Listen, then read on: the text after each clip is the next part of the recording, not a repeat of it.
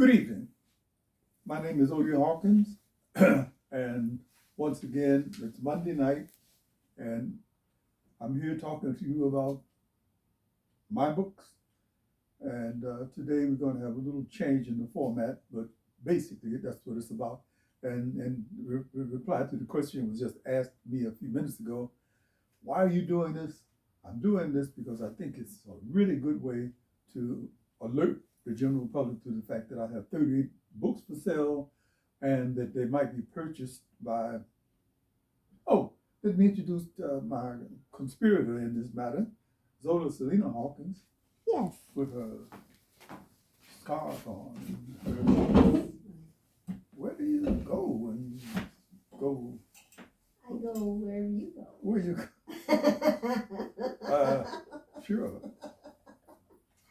Okay. Anyway, before we begin, why don't you get some libation or a snip? I'm having a little capoeira juice here. I'm having some coconut water. Okay. What we thought we would do today is have a brief review of these books because once again, friends are very interesting. They'll call you to critique what you talked about, but they won't support what you're trying to do. They just critique it. Okay. But that's what friends also should do. That's what friends do. Questions I've been asked, and some of them I'd like to answer. This will be brief because I know you all have a lot to do. It's Monday night, and to show you how cognizant I am of the fact that it's Monday night, we missed being here last Monday night because we had something to do, and I'll let that go at that. The first published book I had, it was called Ghetto Sketches.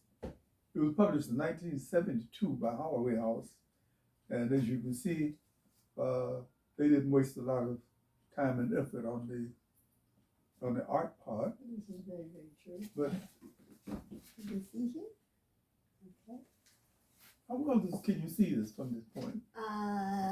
Well, they can kind of. They can. Okay. Why don't you Google it and it'll pop up on your computer? So. Or you can go to your local bookstore and ask them to pop it up for you. That easy? Yes. You Oh, can okay. say that I'm interested in Odie Hawkins books. Or you can check out the Odie Hawkins website, which is www.odiehawkins, O-D-I-E, Hawkins.com.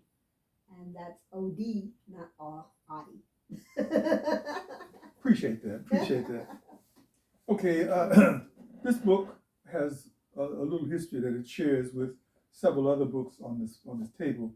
I'll get to that in a minute. Can you imagine? This book was printed so long ago that it cost $1.50. It was published by Holloway House at the time, and Holloway House went out of business, I believe, in 2008. But we reissued. The last reissue is Ghetto Sketches 2020. Is that right? Okay, this was. But on the Ghetto Sketches, why? I mean, what? Ghetto Sketches, the book itself, or what's in it? Yeah, what is it? What was your inspiration to? Oh, good question. I started thinking about. At one point, I lived on the west side of Chicago. I was born in Chicago on the west side, and I started thinking after I'd been away from 1150 West Washburn. For a while, like years. Yes. I thought to myself, what went on? Living on Washburn Avenue was like living on a village, in a village, up one side of the street, down the other. From Blue Island to Racine was like a village. Yeah, I mean more than neighborhood. It was a village. I mean, people knew each other's business, and everybody was mostly good people. So sort of like up south. Up south. That's what somebody called it. Reverend A.T. Tilley's Sunrise Baptist Church was in the middle of the block. My auntie ran a gambling house 2 doors east. There's a lady named Big Red who had a gambling house across the street. And then there was another place in a basement with a dirt floor called the hole, where it was Okay. a lot of gambling going on because Mhm. people felt that they wanted to take a chance. Let me get out of. Obviously, I'm talking about circumstances that are not too great, and By certain people's standards. by certain people's standards. And a Mhm. lot of people wanted to get out of there. One way to do it was to gamble, Mhm. and if you happen to get lucky, you might win a couple of $100. So Mhm. that was my idea to show what each of these, which to show how people were living in their village. Well, how wasn't in it this that you were village. you've always been a prolific reader? Hmm. And so wasn't there an English writer that you also inspired you? Oh, you're talking about a Welshman Welshman, okay. named Sorry, not English.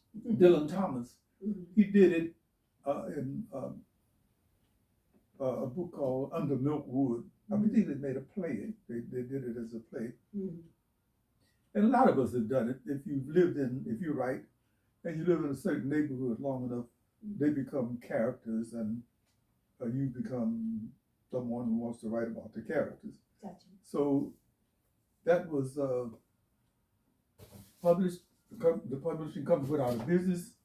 It was reissued, this book, dealing with a sneaky, dishonest lady whose name I will not mention. But the book was reissued, and this is what the new cover looked like, which was an improvement over the other thing. Mhm. This book seemed to have an interesting life because. Well, it's been used in universities and. Oh, okay. My yeah. friend Justin Gifford at University of Nevada published it in his black cultural book series. Or something what it's called. Yeah. Mm-hmm. So it's having a long Dr. life. Margaret Burroughs. Dr. Burroughs. She started off with issuing the books in the Cook County Jail, where she was teaching writing class, and she actually, according to the legend, forced students to buy Ghetto Sketches, or she would loan them the money to buy it. Okay. And once again, we got Ghetto Sketches. We looked around and discovered that the book had not been issued for a while, so it seemed like it was time to do it. And it's about living on a street, and the people are its characters. This was a blurb written by Dr. Gifford, Justin Gifford at the University of Nevada. He says this: together with Iceberg Slim's Pimp, the story of my life, and Donald Goines' dope fiend, Odie Hawkins' Ghetto Sketches pioneered the genre of street literature during the Black Power movement. I didn't know I did that. Yes, you did that. Yes. Set against the background of a vibrant Black urban community, the novel follows the diverse stories of pimps, junkies, preachers, revolutionaries, and everyday working people. Yes, it does. Written in the vernacular of the streets and working with experimental literary forms reminiscent of modernists Ralph Ellison and James Baldwin, Hawkins' brilliant novel studies the lives of Black Americans struggling with police brutality, poverty, and institutional racism.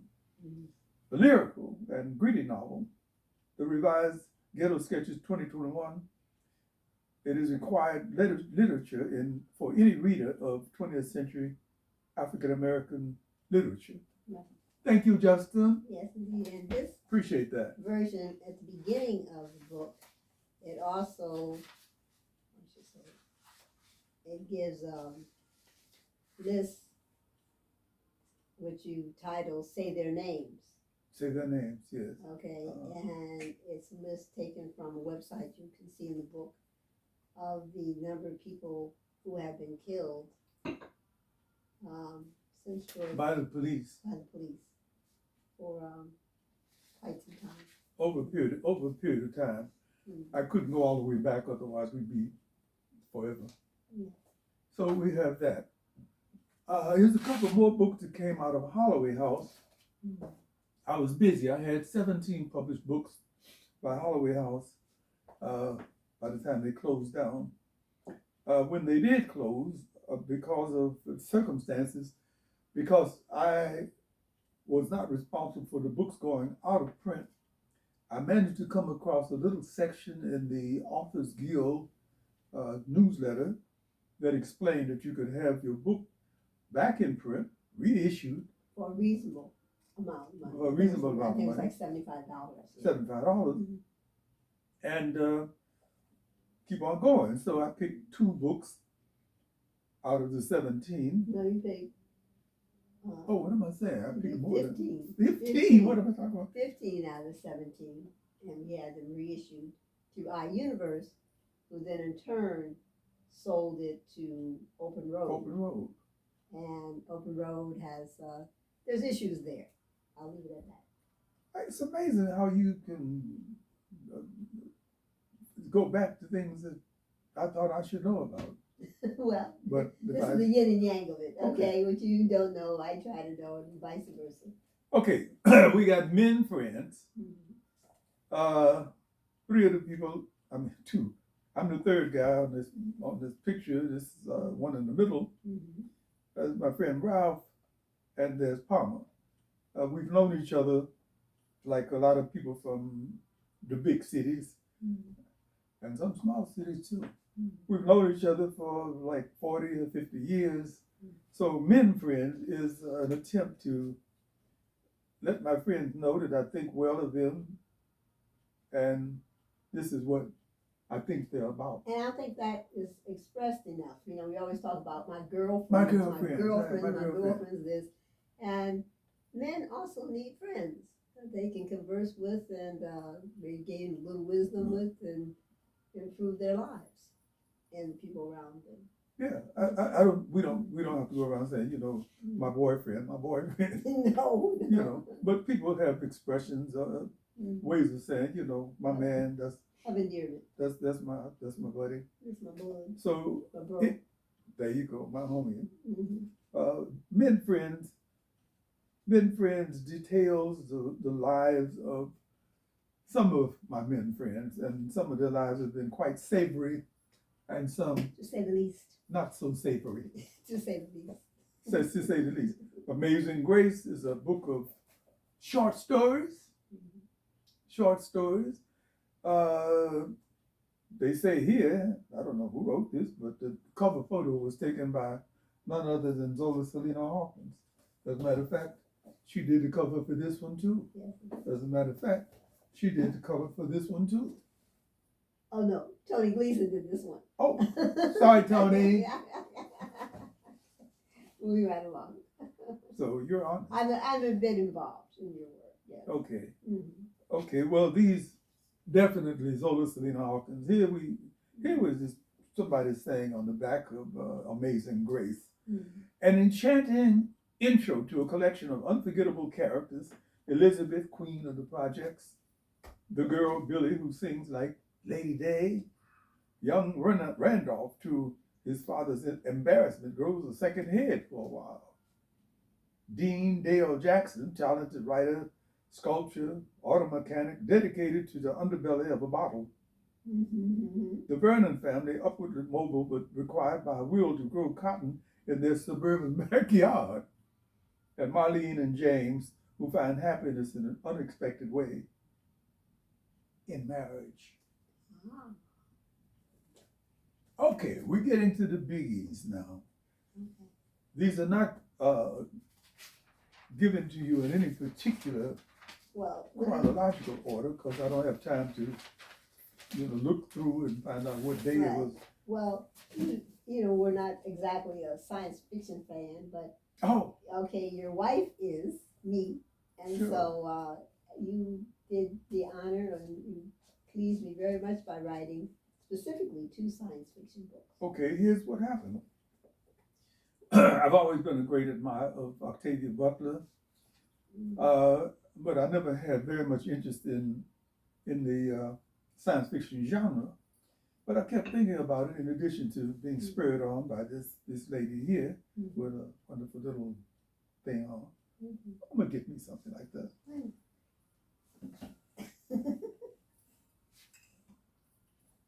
Moving right along. Looking right along.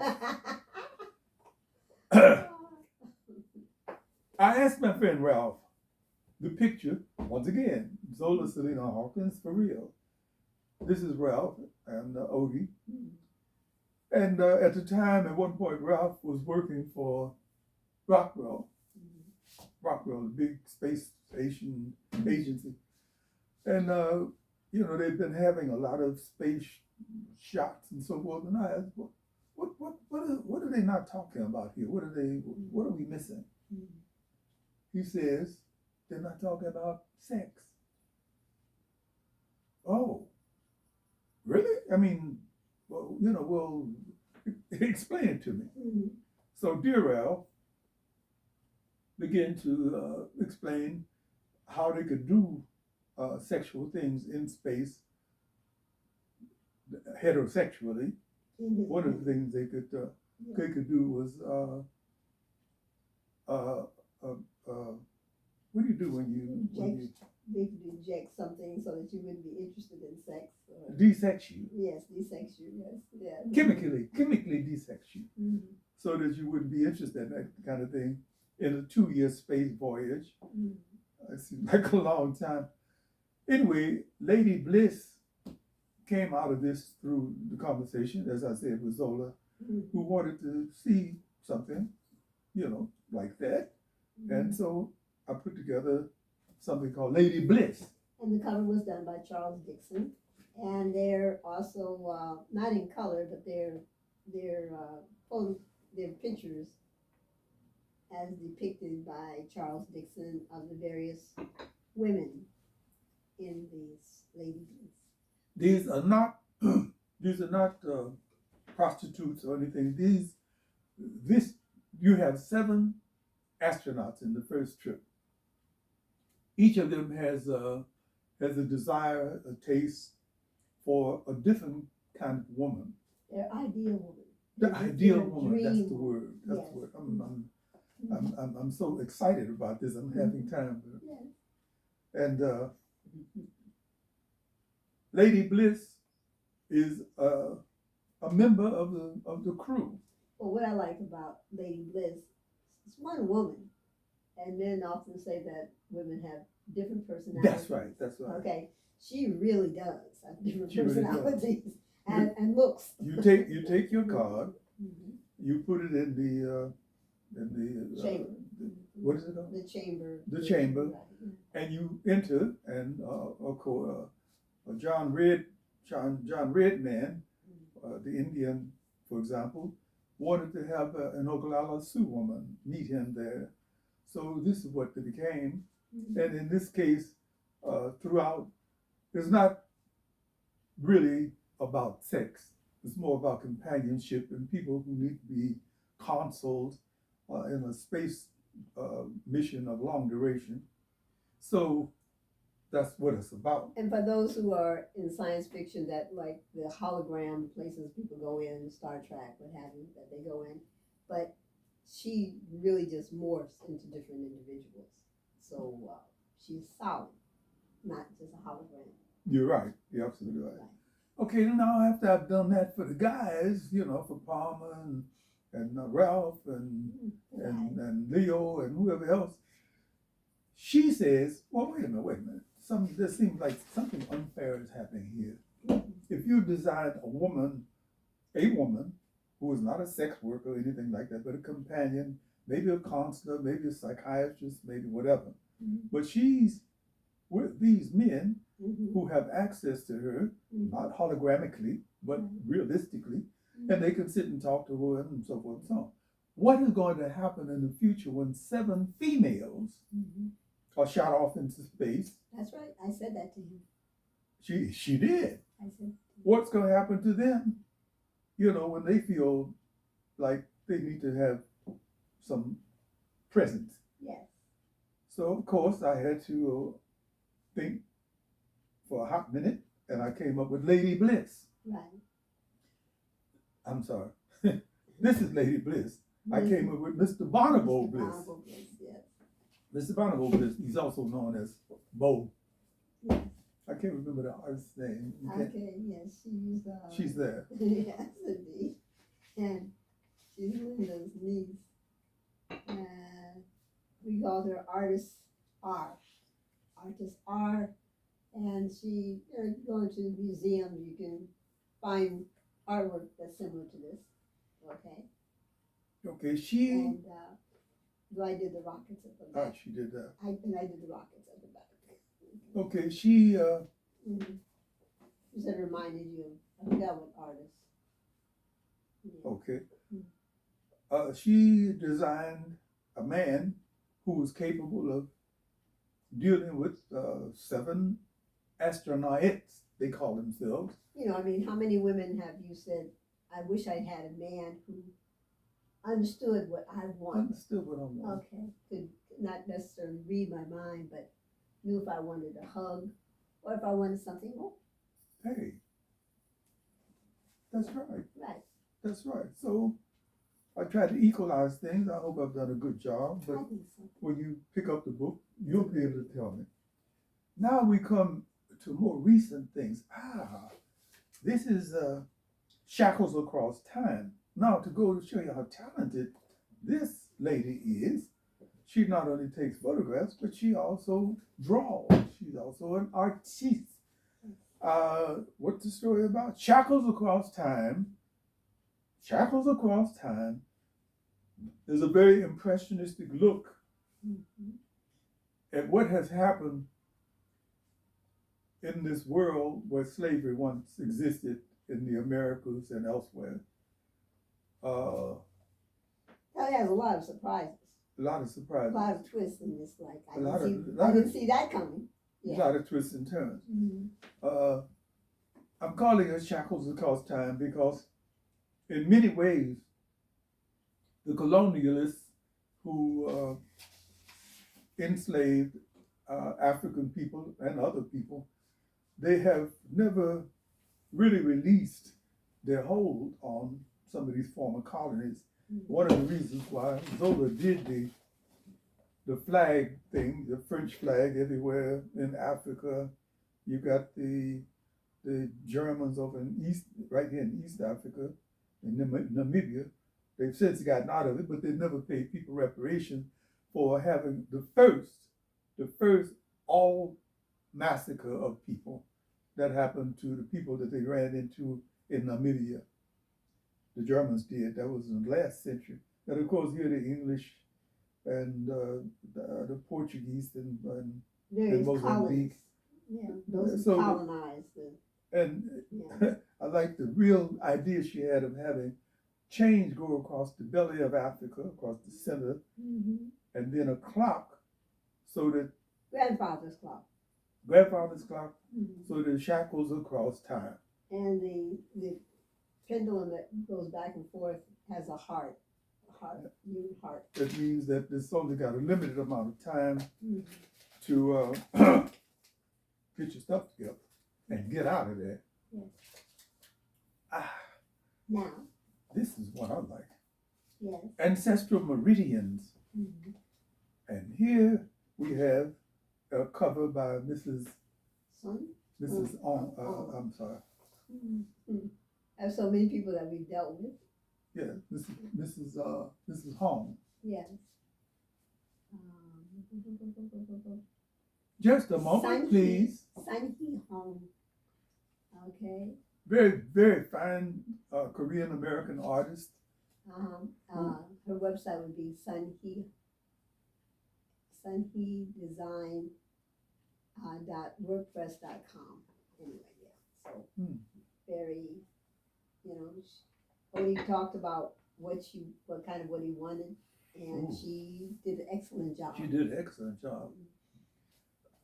Ancestral Meridians focuses on going back through your past, into your past, through the most unique circumstances you could imagine. Acupuncture. For those of us who had acupuncture, you know that there are times, especially when it's going really well, that you feel like you're off onto some really, really nice trip. In fact, I went on a trip. Oh, you used to go to the acupuncture just to take a trip. Well, in fact, usually... Isn't that true? Yes, usually I'd be like in space, okay, but there was one acupuncturist that I actually felt I had gone back to an African village. And when the bell rang, saying the time was up, I felt like somebody had opened the door and had taken me out into the sunlight. Wow. And then that was just such a unique acupuncture Mm. experience. Okay, the first time it happened to me, I can remember distinctly. 1978, I had injured my back in Taekwondo. No, put it honestly, someone had injured my back in 1979, and I was told to go to this acupuncture doctor, Young Puro. I went, a very nice little gentleman who didn't speak English. I didn't speak Korean, but I came into his I think he would use his kitchen table. He had a nice little gurney, and he gave me a chart to ask me to shade in what was injured. So I shaved my whole back, and he said, okay, face down. I lost count of what was happening after the 10th or 15th evening. And like yourself, I went out there. It was so pleasant. Very much so. That was the first time. It took me 3 visits. And of course, I had to go back and receive some more injuries. And compelled to do it. Ancestral Meridians focuses on what can happen with certain kind of acupuncture, certain kinds of acupunctures. Is there an acupunctural point? Meridian. Thank you. I was certain for that. Yeah. What can happen? What could happen if you had an acupuncture meridian that would lead you to ancient Egypt or take you back to China or Africa? I like the 2 characters, the 2 doctors that you have in there. Okay, I have role models for those doctors whose real name I will not mention, but I'm using them as a setup for the acupuncture. They start talking about what they've been doing in their professional lives and decide to do a memoirs, that sort of thing. And they go back to when they were young studs, just using their first needles. Yes. Leave that one right there for a minute. In fact, when you were researching, because a lot of the work that Odie does, he does research to, validate some of the statements that he makes. Doesn't everyone? You have to. You ought to. Oh, you ought to. Okay, and we found out that Egyptians were using acupuncture, but they were using it with like the stones. Chinese. It was Chinese. Yeah. Okay, thank you. Correction again. I did remember that part of the study. Black, white, and brown on the blue line. Once that again. was one of my covers. Okay. This is a book of short stories covered by Salena-Hawkins. Salena-Hawkins. Right here. Yes. When the blue line was first established in Long Beach, going from 1st in Long Beach down to 7th, I believe. Downtown. Right. There was a little bit of a toiling, ching going on. That is to say, kind of a mess. You had people getting on the train thinking that they were supposed to start fights. There was a small gang element that tried to take hold for a while. But the city had invested too much money in the blue line to have it fail because of a couple of naughty kids. Right. So they brought in a police presence that calmed everything right down. Yes, many arrived. We both had experienced many different experiences riding the blue line. Yes. Oh, everyone has. If you're in New York and you get in the subway, almost any time you know that something's going to be happening. Something different. I read a story recently about a lady who was got on the train and she looked down and there was something that looked like a sandwich that was wrapped in sandwich paper in the seat.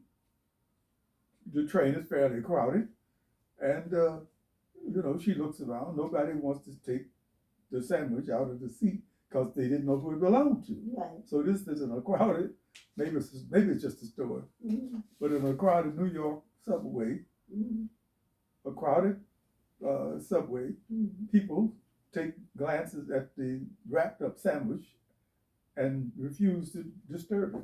Okay. And they did that. She saw it. What happened? She says, well, I got to 127th and Nichols, and the sandwich is still there. Okay. So maybe it's still there. So there's courtesy even on subways. Interesting things happen. Black, white, and brown on the blue line taps into each of these three racial identities by saying, here's some black people doing certain things, here's some white people doing certain things, and some brown people. Initially, when the train first started up, it was mainly being used by working class black and brown people, and not very many white people for some reason. Well, I know they would take it from downtown when they wanted to go to the sports events. Okay. They would take the trains. Okay, they were doing that. Mm-hmm. So that's what that's about. There's so many stories, and I can't begin to tell you. Sometimes I write stories in series because I don't know any better. Or maybe I don't care. I started off a long time ago writing a story about a pimp that I knew in Chicago named Big Al, who made me promise one day, when you start writing your books, I know you're writing, put me in one of your books, and Okay, I did that in one book. But living in Almo Hotel encouraged me to write other books about other people than Big Al. So one of the other people I named was Sweet Peter Dieter. Sweet Peter Dieter. Yes. Interesting photo, right? Yes, artist C. Oh. Sir C. Okay. Cover. It's the life of a pimp, but I'm not talking about brutish pimps. I'm not talking about guys who beat women up to take their money. Gorilla pimps. Gorilla pimps. Yeah. That's what they call. In this instance, these are mainly intellectual pimps. That's not to say that they're not at fault for doing what they're doing. I hate pimps. I think they ought to be, I hate pimps because I've had the personal experience. Oh, you can see it almost any given day where we live in Long Beach, where from Octavia down to Alondra, Long Beach Boulevard. on Long Beach Boulevard, there's a little stroll where you see almost any given day sex workers, some of them looking like 10-year-olds or 15-year-olds. And then, of course, there are older women. But on a very chilly day, or on a very hot day, or on any day for that matter, you have to feel, well, that could be my mother. That could be my sister, a sister that could be. So the feeling I have is negative for those reasons alone. But before you go with this one, this initially came out in Holloway House. Holloway House. Yeah. And the book sold 20,000 copies. And Odie happened to find the memo where they were asking, why hasn't this been reissued earlier? And also Dr. Justin Gifford used this in a writing class in one of the prisons which he teaches. And so it's been around. It's an interesting read about their life. Sweet Peter Dieter. The first. Okay, then we had a descendant. This is Sweet Peter Dieter's son, Mr. Sweets. Mr. Sweets. The sweet Mr. Sweets. The photo was taken by DJ Robinson. Right. And the story is of yet another kind of pimp. These people are not all stamped out of the same mold. Some of them come from very nice families, very well-to-do families. Why they would decide to exploit and and terrorize women has something, I don't know, it just boggles my mind. I Well, can't you figure it know, out. then some of them are not terrorizing women, that they sweet talk them and assure them that when the money comes in, that everybody will have a happy life. So I hear what you say, but you know what? In some ways, I really do think that that is terrorizing. Let's call it sweet terrorizing. Okay, sweet terrorizing. Sweet terrorizing Mm. is very different from, Mm. you know, from the gorilla pimp you mentioned earlier. Mm. But still, you're abusing and taking advantage of another human It's a being. different lottery. Of course. Different lottery. Okay, I like that. Different what I've done is make something like a documentary. It's And also a tongue in cheek, a because lot of the tongue and a lot of cheek. a lot of tongue and a lot of cheek, and it's you know, it has in that story, I believe, also where the women eventually are doing Tai Chi. Yes. Yes. Right. Good exercise. Because even pimps keep up their good health if they can. Okay. Okay, this is Little Sweet. couple. Did I miss that? You missed Little Sweet. Oh my God! And then there's Little Sweet. Oh, The final, the third series of the series. this brings us completely up to date. This cover was done by my friend Tony Gleason. Mm-hmm. I asked him to design an egungun, an ancestral figure who would have control of various persons, various people. I wanted to end the series about these pimps by upgrading it to the point where they slip out of that. They ran the risk of becoming a caste. As a matter of fact, there are castes in different places of people who got into the small stealing caste. What do you call it? Minor league stealing. Mm-hmm.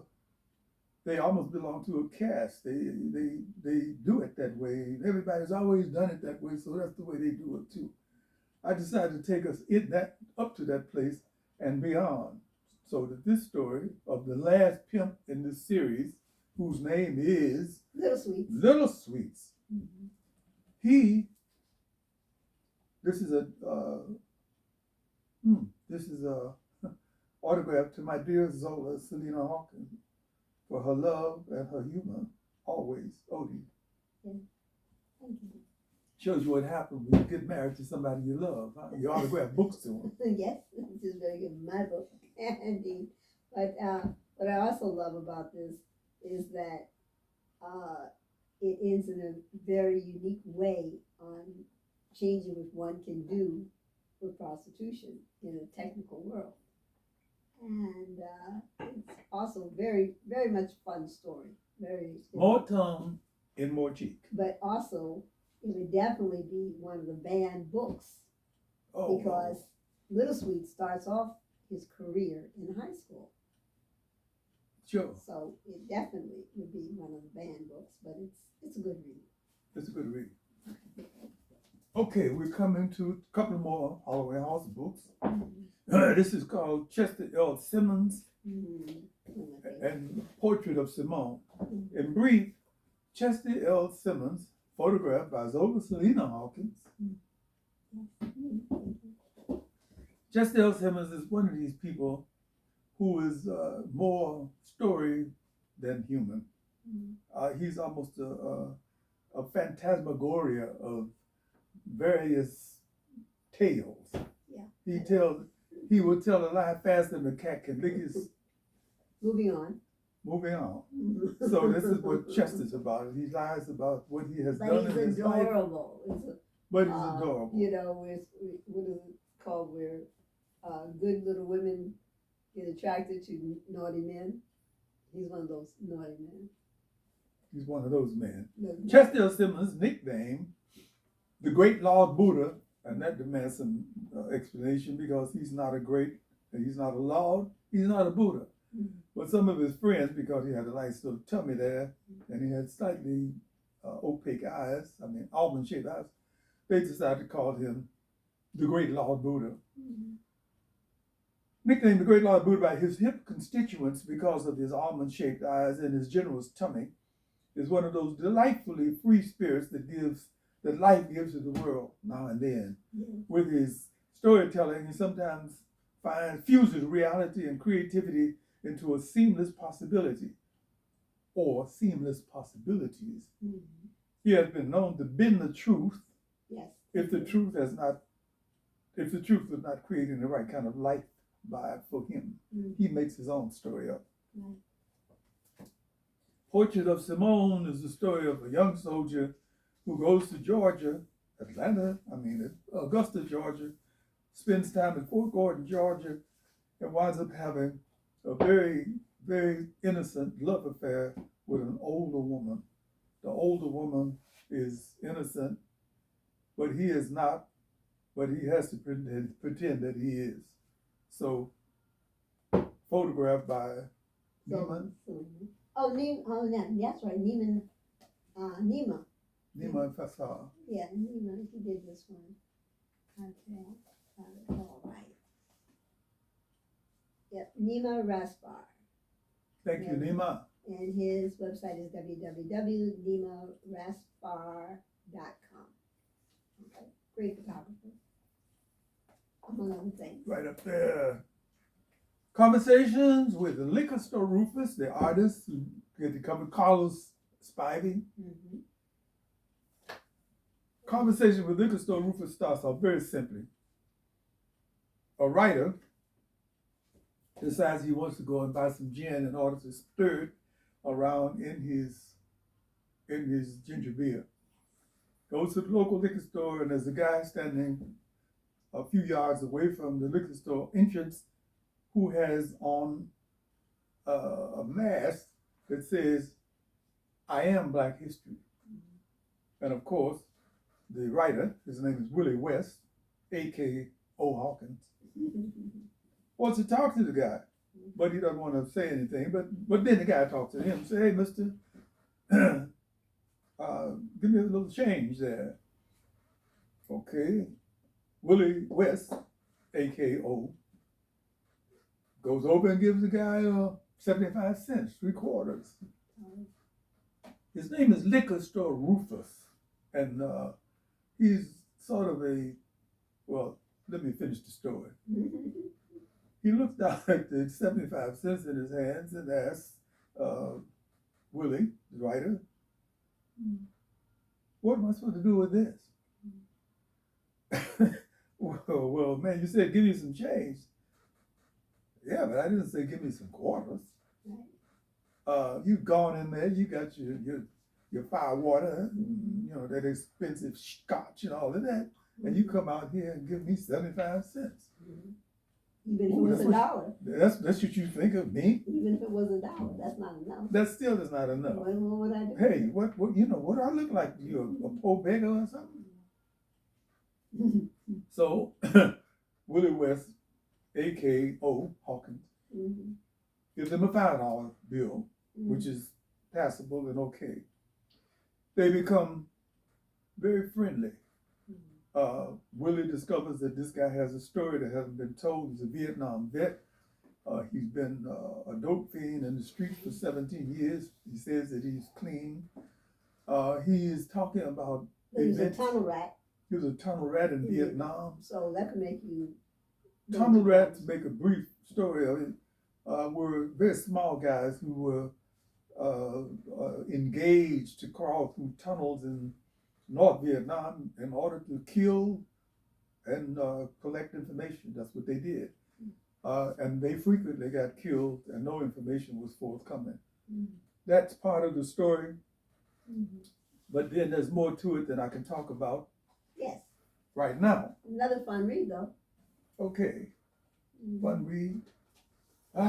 Okay. I gotta say, as a long-standing aficionado of the bullfight, and a member of Los Aficionados de Los Angeles, we belong to this club. We do not go to bullfights in Spain or Mexico. Occasionally we can catch. Yeah. Occasionally we can catch a bullfight on one of the channels that someone calls and tells you about. But the point of the book is not to make a brief for bullfighting or or anything having to do with killing animals in any way. What it does is ask us to consider the fact that this is a reality and what goes into it. That's what I'm doing. For people who may not have had any idea that this was a whole thing, like soccer, or like football, or like boxing. It's an industry. It's an industry. Mm-hmm. So the story basically is about a young man who lives in Chicago, goes to see a documentary about the life of a young black man. Young black man. That's very important. Mm-hmm. Young black man from the south side of Chicago, where there are no bulls to fight unless you go to the stockyards. He goes with a ticket. A friend gives him a ticket to go see a bullfight, a documentary about a man named Manolete, a great old bullfighter. Mm-hmm. He goes and he's enchanted. Yes. He's fascinated. Mm-hmm. And after a little while, he begins to make it his business to go downtown to see foreign films that have bullfight in them. Mm-hmm. Occasionally, he'll catch another documentary. You know, he's sneaky up on bullfighting, and finally, he makes the decision he wants to become a bullfighter. Follow your dream. Follow your dream. Mm-hmm. That is what it's about more than anything else. Mm-hmm. He follows his dream all the way to Mexico, where he is bamboozled by Don King type. A Don, yes, named Senor Flores. Yeah. Maybe his name is Flores King. Yeah. He puts the guy in the ring as a novelty. He makes big money and so forth, but our friend doesn't see very much of it anyway. His name is Simmons, but his exploiter, yeah. Justice, his exploiter, nicknames him Matador Negro Azúcar, translated Black Matador Sugar. Yes. You know, like Sugar Ray Robinson, Sugar Ray Leonard. Mm-hmm. Covered by Tony Gleason. Covered by Tony Gleason. Yes, and the back cover by Nima Raspar of Odie, among his different writings. Mm-hmm. And now, because I liked what was happening in this book, and also because I had the opportunity to have a conversation with a proven bullfighter named Diego Obalja, mm-hmm. at a meeting of Los Aficionados. He suggested that I do certain things to sew it up, to improve. For example, I had the wrong name for the bullfight ring in Madrid. Mm-hmm. It's called Las Ventas. I had some other name. Little things like that. He had absolutely nothing to do with writing the book. Mm-hmm. All the mistakes are mine, but he offered valuable suggestions. Mm-hmm. During the time I was writing this book, I also managed to make the acquaintance of a man named Manny Barron in New York City. And this is a kind of strange story, but I needed an agent for these books. Holloway House is dead and stinking. I needed an agent for these books. So I called around, and somehow or other, I don't know how these links were made, but I called around. I wound up talking to a guy in Madison, Wisconsin. I believe his name was Greenblatt. And he says, well, I don't do that anymore, but here, why don't you call this guy? He gave me the number of a man named Manny Barron in New York City. I called as soon as I could. Manny Barron answered the phone. He explained he was walking to his office down in New York, wherever he was, and he'll talk to me. I think he said he'd call me back. He said he'd call you back. He called me back. We were like, yeah, right. Okay, I think he was immediately attracted to the idea when I said bullfighter. Right. Bullfighter. A black bullfighter. Black bullfighter. Black. Please remind me of that, because that's what got him. That's what got him. Okay. We immediately connected. He says, Sydney, 50 pages. 50 pages, and you know, that's standard, and I'll let you know. It was days later, I think, couple days later. He said, send me the whole thing. Send me the whole thing. Yeah. I have not met this man. I only know him by reputation and by the information that Zola pulled up with her investigatory abilities. Yeah. And next thing I know, he's offering valuable information. He has not said anything about a contract. He's not said anything about being my agent, but in effect, he's giving me all of the help that an agent would give. Well, he didn't say anything toward the end. He said he made a point that he wanted to be your agent, and that was prior to him finding out that he was ill. He was ill. He was sick, but he wrapped himself into our hearts. He was that type of an individual where you didn't have to meet him to know him and love him and look forward to his calls and just looking forward to his emails. And that's the frame of reference that we have for anybody else that we would want for an agent. You're absolutely right. You said that. Has to be perfectly. a Manny Baron. If you don't come up to the Manny Baron, Yeah. then forget about it. Mm-hmm. And most of them have not thus far. Mm-hmm. Anyway, we hadn't heard from him for maybe a couple of weeks. Which was unusual because he unusual. Was, And he shot the email through explaining that he'd had some health issues, cancer, and several other things, pneumonia, and it was hard, I think. It's hard. Right. Well, anyway, it was several issues, and I guess because we like to think only in the positive, we can't quite remember what happened, other than the fact that when we hadn't heard, we called the office, and his partner gave us his wife's number. Yeah. We called the wife, and the daughter answered, and then we talked to the wife and found out he had died. Yeah. And it was a shock. In fact, it still stays a shock because can't hardly imagine a world without a Manny Baron. Yeah. Well, I'm proud to say that another cover by Tony Gleason, who had really gotten into the bullfight a little bit, enough to be able to show you a real bull. Yeah. But I feel that we did him well. We did well by Manny by doing the book. I'm not bragging on the book. I don't think it's a masterpiece, but I think I did a very good job. Under his leadership. For people who know nothing about the bullfight, I think they will be informed.